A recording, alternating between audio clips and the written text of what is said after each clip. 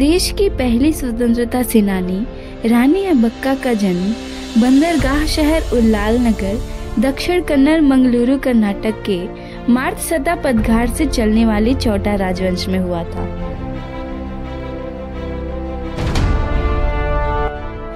रानी अब्बक्का बचपन से ही होनहार, एक दृष्टा, धनुर्विद्या, अग्निबाण व तलवारबाजी में माहिर थी। अपने मामा तिरुमल्ला राम से उन्होंने युद्ध कला का प्रशिक्षण पाया और रानी बनी। रानी अब्बक्का का विवाह लक्ष्मप्पा अरम से हुआ था, परंतु वह ज्यादा दिनों तक नहीं टिका और रानी पति द्वारा दिए गए हीरे ज़ेवरात लौटाकर वापस अपने राज्य आ गई। रानी अब्बक्का देवी जैन महिला शासक थी, लेकिन उनकी सेना में हिंदू, मुसलमान, यहाँ तक कि मूंगावीरा और मच्छीमार जाति के लोग भी सम्मिलित थे। लगभग 4 दशक 1570 तक अजीवित रहकर महारानी अभ्यारानी के नाम से विख्यात हुई।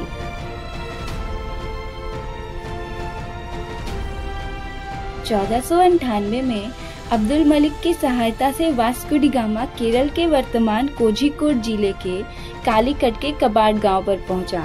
1505 में राजा जमोरिन का कालीकट पर शासन था, लेकिन पुर्तगाली लगातार इस क्षेत्र में अपना प्रभाव बढ़ाने का प्रयास कर रहे थे। अंततः 1509 ईस्वी में पुर्तगालियों ने कब्जा कर लिया, जिससे यह क्षेत्र उनके नियंत्रण में आ गया और यह घटना भारतीय समुद्री व्यापार और औपनिवेशिक इतिहास में एक महत्वपूर्ण मोड़ साबित हुई। 1510 में तिमैया नामक व्यक्ति की सहायता से अल्बुकर्क के नेतृत्व में गोवा पर अधिकार कर लिया, जिस पर यूसुफ आदिल शाह का शासन था। और 1530 में पुर्तगालियों ने भारत की राजधानी कोचीन से गोवा स्थानांतरित कर दिया। इसके बाद नूनो दा कून्हा को गोवा का गवर्नर नियुक्त कर दिया गया। पुर्तगालियों ने कपिलेश्वर मंदिर को तोड़कर और वहां एक चर्च का निर्माण किया। उन्होंने मंगलौर बंदरगाह की ओर भी ध्यान दिया, क्योंकि यह एक महत्वपूर्ण व्यापारिक केंद्र था।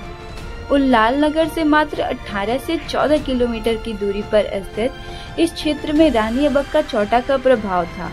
जब पुर्तगालियों ने रानी की शक्ति को हल्के में लिया और कुछ ही सैनिक भेजे, तो रानी ने अपनी कुशल युद्ध नीति और बहादुरी से उनका जवाब दिया। फिर एडमिरल डॉम एल्वेरो दी सिल्वेरा के नेतृत्व में बड़ी सेना भेजी, जो खाली हाथ लौटी। उसके बाद पुर्तगालियों का तीसरा प्रयास भी विफल रहा। चौथी बार पुर्तगालियों ने जनरल जोपी पिकासो के नेतृत्व में बड़ी सेना भेजी, परंतु किला खाली मिला और बाद में रानी ने अचानक 200 जवानों के साथ हमला कर दिया।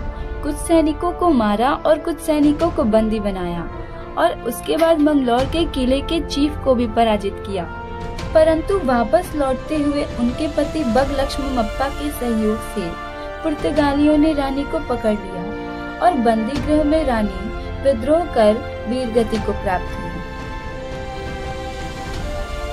उल्लाल नगर में रानी अब्बक्का चौटा की याद में उत्सव मनाया जाता है, जिसमें महिलाओं को प्रतिष्ठित वीर रानी अब्बक्का प्रशस्ति पुरस्कार दिया जाता है।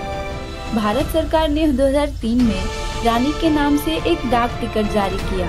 कर्नाटक राज्य में उन्हें रानी चेन्नम्मा, केलाड़ी चेन्नम्मा, रानी चेन्नामोर देवी और उनाडे ओ बाल्बा के नाम से अग्रणी योद्धाओं और देशभक्तों की पंक्ति में स्थान दिया जाता है।